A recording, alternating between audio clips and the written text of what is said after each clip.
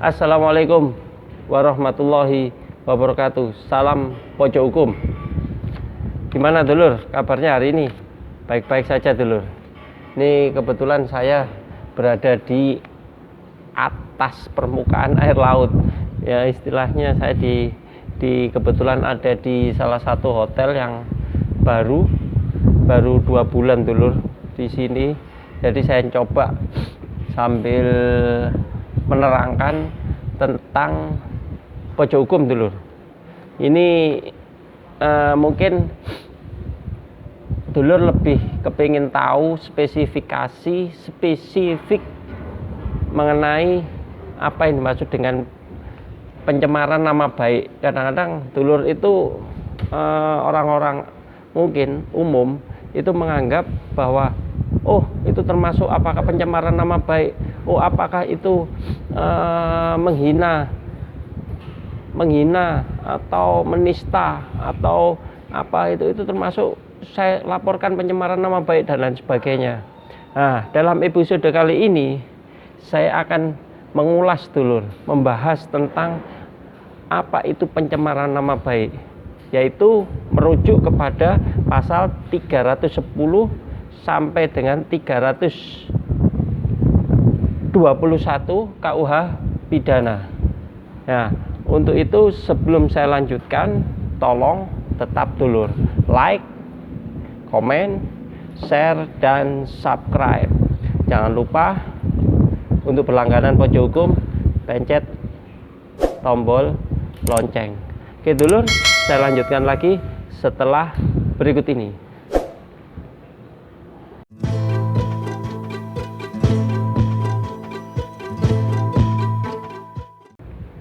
Saya lanjutkan lagi dulur. Tadi ada ulasan dari saya mengenai apa itu pencemaran nama baik dan lain sebagainya. Lebih spesifik lagi, saya akan mengatakan sebenarnya pencemaran nama baik itu dilakukan apa yang dimaksud dengan, atau apa perbuatan apa yang dikatakan dengan pencemaran nama baik. Untuk lebih detailnya perbuatan yang dikatakan pencemaran nama baik, tapi kita harus tahu dulu apa itu pencemaran nama baik. Kadang-kadang jangan pencemaran nama baik dikatakan oh itu menghina, hanya menghina saja, tapi padahal yang namanya pencemaran nama baik itu luas sekali. Saya katakan luas kenapa? Karena kita harus tahu asal muasal kata pencemaran nama baik, atau kita harus tahu dulu dasar daripada yang dikatakan mencemarkan nama baik. Untuk lebih jelasnya saya cuplik ahli-ahli hukum, ahli pakar hukum yang mengatakan apa itu pencemaran nama baik. Ini dulur perhatikan. Untuk R. Susilo mengatakan dalam kitab Undang-Undang Hukum Pidana, ya, dalam kitab Undang-Undang Hukum Pidana mengatakan bahwa yang dimaksud dengan pencemaran nama baik adalah menyerang kehormatan dan nama baik seseorang. Menyerang kehormatan dan nama baik seseorang. Terus yang diserang ini biasanya merasa malu kehormatannya di sini hanya, tapi perlu saya garis bawahi. Jadi saya ulangi lagi, menyerang kehormatan dan nama baik seseorang. Menyerang kehormatan dan nama baik seseorang. Yang diserang apa? Kehormatannya. Tapi kehormatan pemikirannya bukan kehormatan dalam arti seksual, ya, bukan itu yang dimaksud. Yang dimaksud adalah kehormatan itu istilahnya harga diri lah. Kalau saya katakan harga diri, pendapat saya itu harga diri. Jadi menyerang kehormatan nama baik seseorang. Ini menurut R. Susilo. Yang diserang biasanya merasa malu kehormatan diserang. Jadi bukan istilah kehormatan yang arti yang negatif tadi, seksual tadi. Pada prinsipnya tentang penyemaran nama baik ini diatur dalam KUHP bab 16 tentang penghinaan yang termuat dalam pasal 310 sampai 321 yang sudah saya sampaikan tadi awal-awal tadi. Jadi di situ ada lebih spesifik lagi, lebih banyak lagi tentang apa itu penyemaran nama baik. Untuk lebih spesifik lagi, lebih jelas lagi, itu saya rinci menjadi satu persatu. Ya, pertama, untuk pasal 310 ayat 1 KUHP, penistaan. Jadi menyemarkan itu istilahnya bisa dikatakan penistaan, dinista. Apa bahasa Indonesianya dinista itu termasuk dituduh. Dinista dituduh seseorang yang telah melakukan perbuatan tertentu. Artinya apa? Melakukan perbuatan tertentu, dituduh melakukan perbuatan tertentu. Bukan fitnah loh ya, dinista. Jadi dinista itu seseorang si A dituduh kamu mencuri, kamu memperkosa, kamu membunuh, kamu menghina orang tua saya. Nah, itu istilah pendapat saya itu adalah penistaan. Jadi dengan maksud agar tuduhan itu tersiar. Jadi kalau tuduhan itu tidak tersiar, maksudnya tersiar ini kan orang lain tahu, publik tahu, berita tahu, umum tahu. Jadi didengar oleh orang lain. Jadi di depan orang khalayak banyak, masyarakat banyak dikatakan nista. Kamu mencuri, kamu mengambil barang, kamu menggoda harga diri saya dan lain sebagainya. Difitnah, didista. Asalkan intinya dia dalam penistaan ini 310 itu harus diketahui oleh orang banyak, khalayak banyak. Khalayak banyak ini ya bisa satu, bisa dua. Jadi umum lah paling tidak. Seperti itu. Yes. Terus juga merasa malu, itu yang penting. Karena dalam penyemaran nama baik intinya adalah mengatakan bahwa dicemarkan itu, dinista itu merasa malu, itu intinya. Maaf dulu, saya lanjutkan lagi setelah adzan berikut ini. Jangan lupa like, komen, share, dan subscribe. Salam Pocokkum.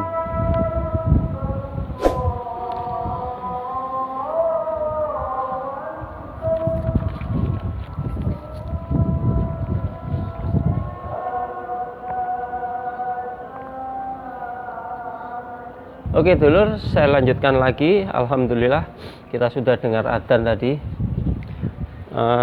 Begini dulur, jadi setiap pasal tadi kan sudah awal itu sudah saya sebutkan dulur.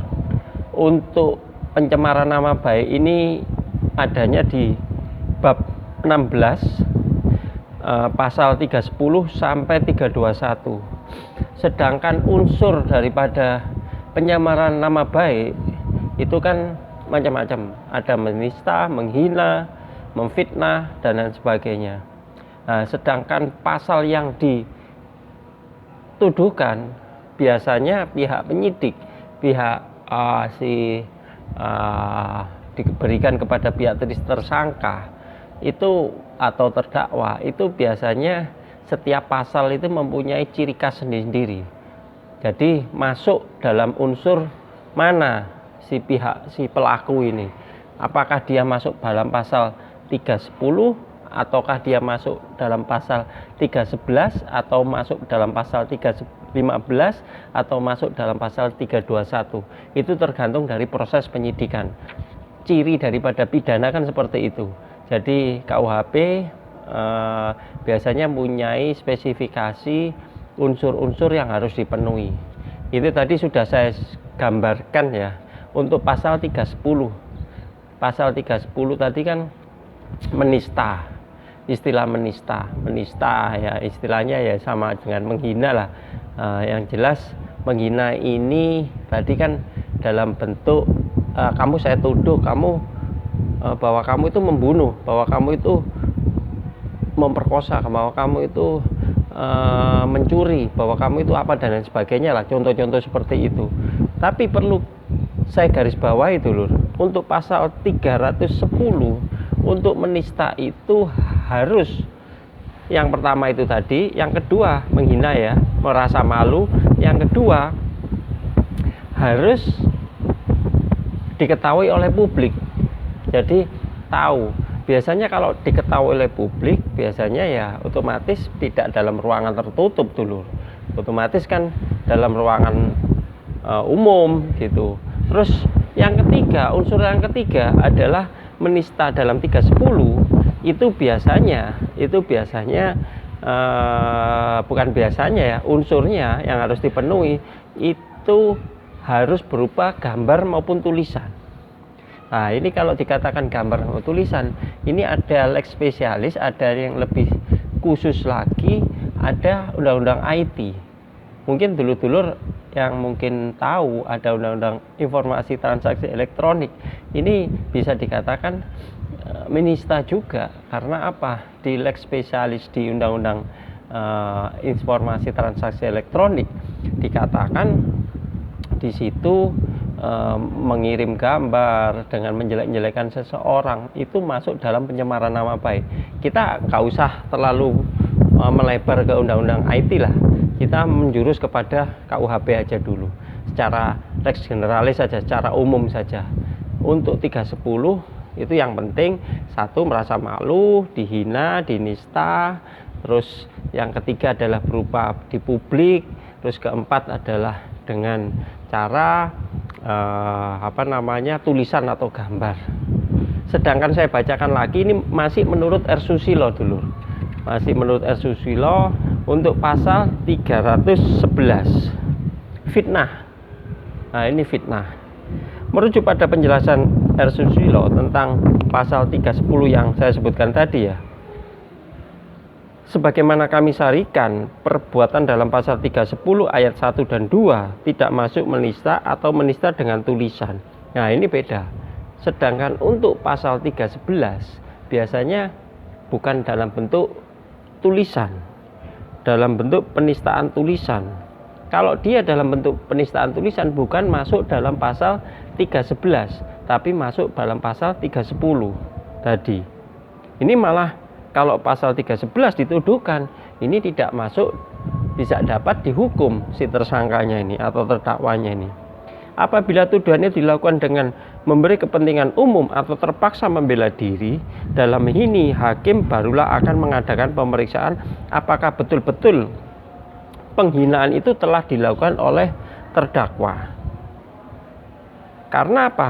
Terdorong membela kepentingan umum atau membela diri. Jika kalau terdakwa meminta untuk diperiksa.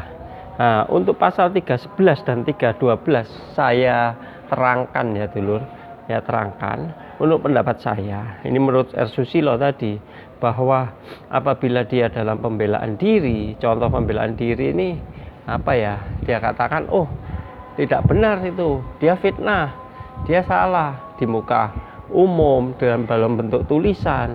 Oh dia menista saya itu loh enggak seperti yang dituduhkan, dia malah yang salah. Nah, itu pembelaan diri. Dalam hal pembelaan diri itu dilapor balik. Nah, kalau dilapor balik atau dilaporkan lagi dengan pasal 311 atau 312, dia tidak masuk dalam hal fitnah, dalam hal pasal 3 tentang pencemaran nama baik tadi. Jadi kalau dia sudah dituduh terus dia tak terbukti ternyata dari pihak yang dituduh tadi, tanda kutip si pihak yang dilaporkan tadi, dia minta itu, dia membalas, itu dia tidak bisa dihukum. Seperti itu pendapat saya seperti itu. Mungkin ada pendapat lain dari yang lebih ngerti seperti itu. Nah, sedangkan apabila soal pembelaan itu tidak dapat dianggap oleh hakim, sedangkan dalam pemeriksaan itu ternyata bahwa apa yang dituduhkan terdakwa itu tidak benar, maka terdakwa tidak disalahkan menista lagi, tapi dikenakan pasal 311 seperti itu. Terus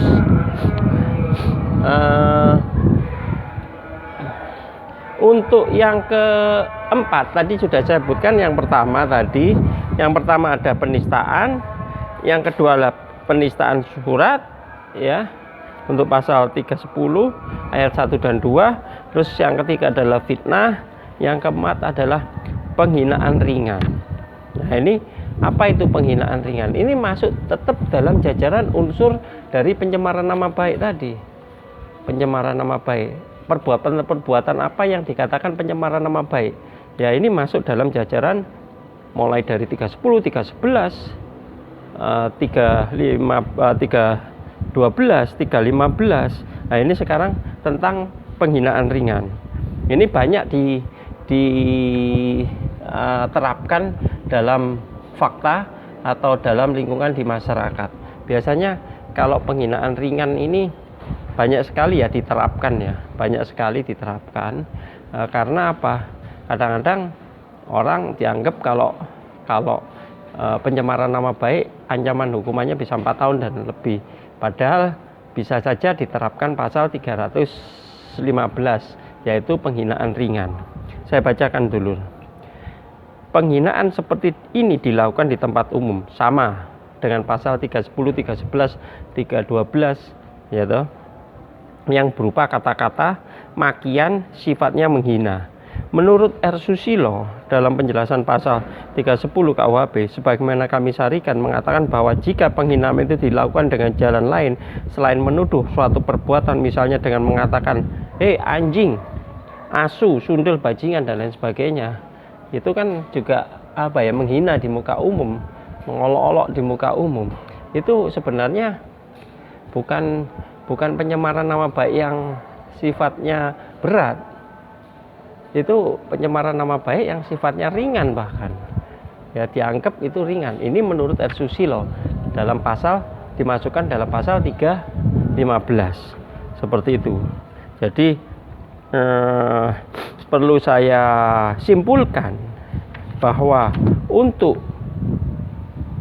pencemaran nama baik ini harus tahu spesifikasi dari unsur-unsur yang diterapkan.